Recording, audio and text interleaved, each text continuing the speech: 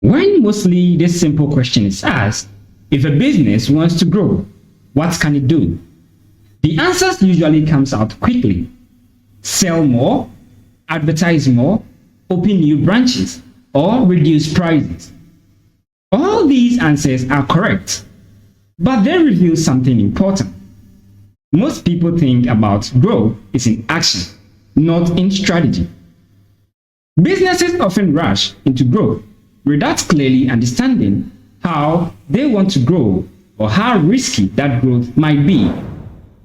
This confusion is exactly what Harry Eagle Ansoff noticed in the 1950s, who was also recognized as the father of strategic management.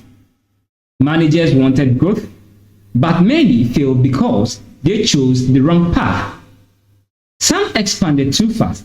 Others entered markets they did not even understand. Some introduced new products that customers never wanted. To solve this problem, Ansoff developed a simple but yet very powerful framework known as the Ansoff Growth Matrix. At its core, the Ansoff Matrix answers one critical question: how should a business grow, and how risky is that choice? Ansoff explained that every growth decision depends on only two things: the product and the market.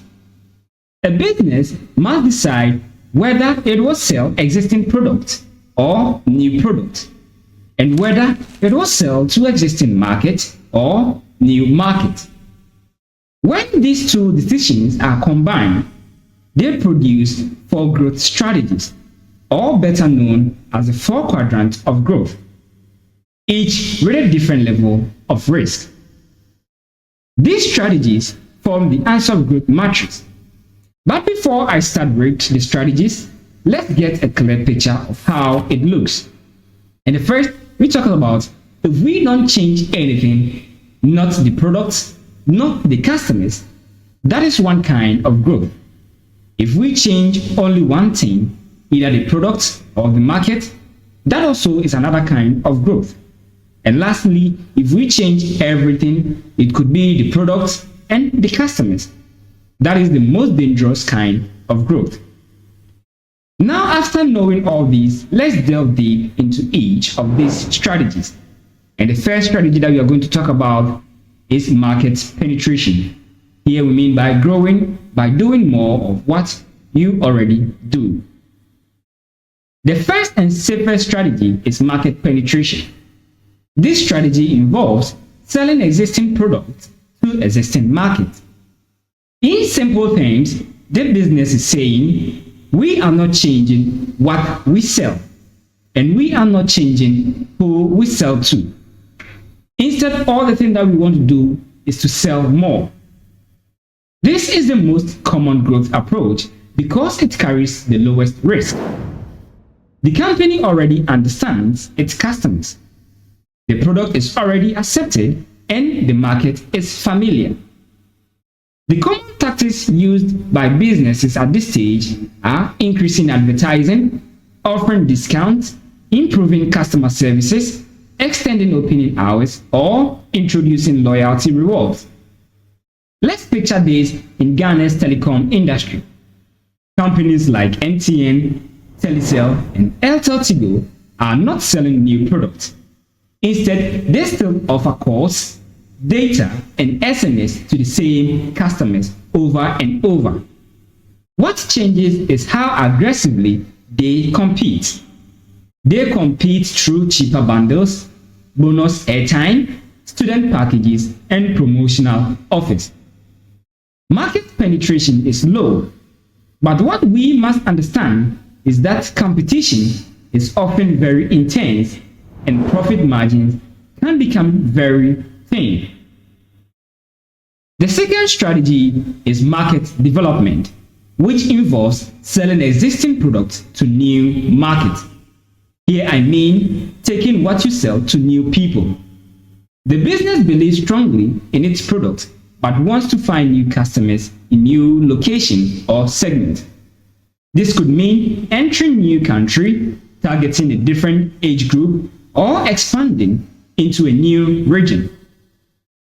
Here, the business mindset is our product is strong, but let's try and find new people to sell it to. A clear and typical example is that of Netflix. Netflix did not change its core product. Here, I mean its online streaming, when it expanded from the United States of America into Europe, Africa, and Asia. What it did change was the audience. They had to understand new cultures, payment systems, language preferences, and viewing habits. Market development is riskier than market penetration because new markets behave differently. Culture, income levels, purchasing habits, and trust can all change. What works in one market or country may fail in another, even if it is the same product. The third strategy is product development, where a business introduces new products to its existing market. This approach is based on a strong understanding of current customers. The business says, we already know our customers well, but let's try and give them something new. This could involve adding new features, launching new versions, or creating an entirely new product line. A powerful example is Apple. Apple sells to the same loyal customer base, but it continuously introduces new products such as new iPhone models, Apple Watches, AirPods, and services like Apple Music. The customers remain the same, but the offering evolves. Product development carries moderate to high risk. New products can fail, be poorly adopted, resist the change, or confuse customers. What we must understand is that knowing your market does not automatically guarantee product success. The final and most risky strategy is diversification. Here we are talking about entering completely new territory. Diversification occurs when a business introduces new products to new markets. This means the company is stepping into unfamiliar territory where it may not understand customer behavior, competition, or industry rules. Because both the product and the market are new, hence diversification carries the highest risk. Here the business is saying, we are stepping into something completely new. Let me cite an example for you to understand it better. Amazon started as an online bookstore. Today, it operates in cloud computing, entertainment, that is Prime Videos, logistics, artificial intelligence, and smart devices. Each move into a new industry involves new risks, new competitors, and new customer expectations. Diversification offers high potential rewards, but also the highest failure rates. Many companies collapse because they underestimated how different the new industry truly is. After knowing all these, we need to understand why the Ansoff Matrix matters for both students, entrepreneurs, and also marketers. The Ansoff Matrix teaches a foundational lesson every marketer must understand: that growth is not just about ambition, but rather it is about risk management. Not all growth strategies are equal. Some are safe and steady, others are bold and dangerous. The matrix helps managers, marketers, and entrepreneurs to slow down, analyze, and choose wisely. Whenever a business says, we want to grow, the next intelligent question must always be, how do we want to grow? Are we changing the product? Are we changing the market? Or are we changing both? Once we gain the understanding of this framework, we can apply it not only in exams, but also in real-world business decisions.